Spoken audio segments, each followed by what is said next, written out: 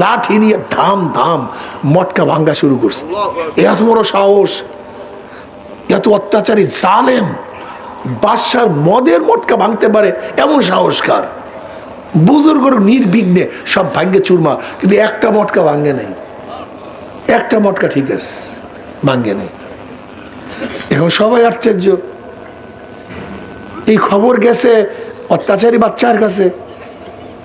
বাদশাহ টেনশনে পড়ছে, এত সাহসকার আমার রাজ্যের মধ্যে আমার মদের মটকা ভাঙতে পারে, ব্যক্তি কি আনো তো ডাকস। ঘটনা কি আমার মদের মটকা ভাঙলা কেন? বলে জজবায় এই হারাম কাজ দেখে সহ্য করতে পারিনি, ভাঙ্গা ভালো হয়েছে।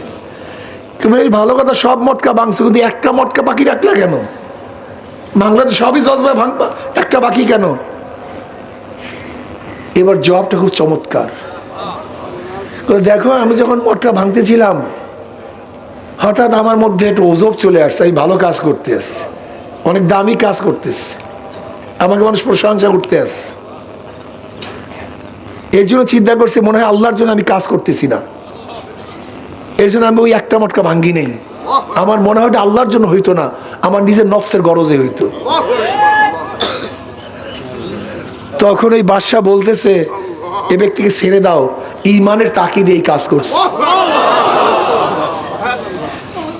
মাসালা খুবই কঠিন। ওমর হযরত আলী মুর্তজা রাদিয়াল্লাহু তাআলা যুদ্ধের ময়দানে এক ব্যক্তিকে শোয়া ফেলাইছে, তলোয়ার দিয়ে কতল করবে, হত্যা করবে। হঠাৎ ওই ব্যক্তি থুক পারছে, আলী রাদিয়াল্লাহু তাআলা তাকে ছেড়ে দাঁড়ায় গেছে।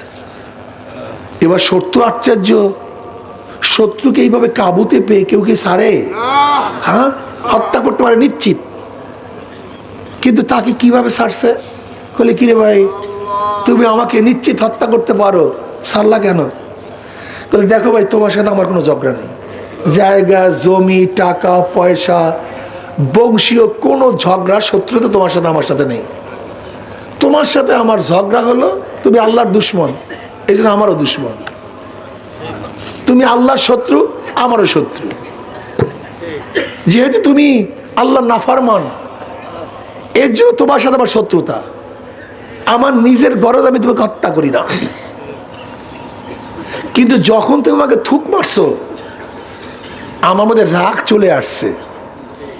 আল্লাহ না করুক, এখন যদি আমি তোমাকে হত্যা করি তাহলে ইল্লাহাতান হবে না, মনে হয় আমার রাগ বিস্তৃত হয়ে যাবে। আল্লাহ যদি কিয়ামতের ময়দানে প্রশ্ন করে, আমার বান্দাকে হত্যা করলি কেন? আমি কি জবাব দেব? বলে, এইটাই ইসলাম? বলে, এইটাই ইসলাম। বলে, আমাকে কলেমা পড়াও। কি মাসালা সহজ না কঠিন? হ্যাঁ হ্যাঁ, সহজ, খুব সহজ।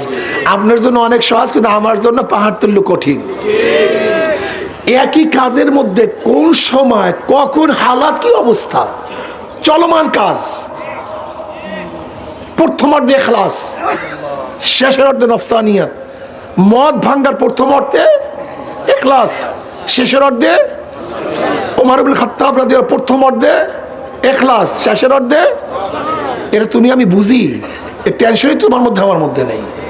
একই কাজ চলমান। মান আরাফা নফসা ফাকাদ আরাফা রাব্বাহ। নফসকে যারা খুব কঠিন, এইটাকে যে চিনতে পারছে সে মাওলাকে চিনতে পারছে।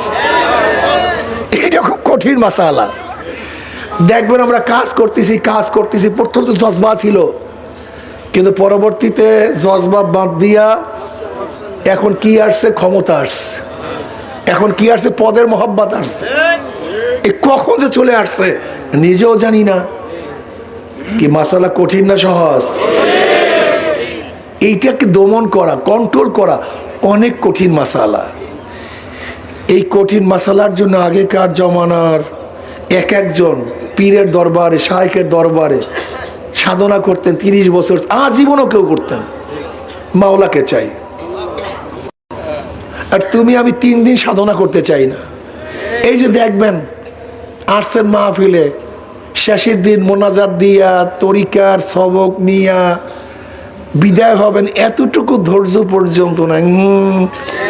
এই যে দৌড়াদৌড়ে শুরু হবে, আল্লাহ রে ছুটি দিছে আপনাকে?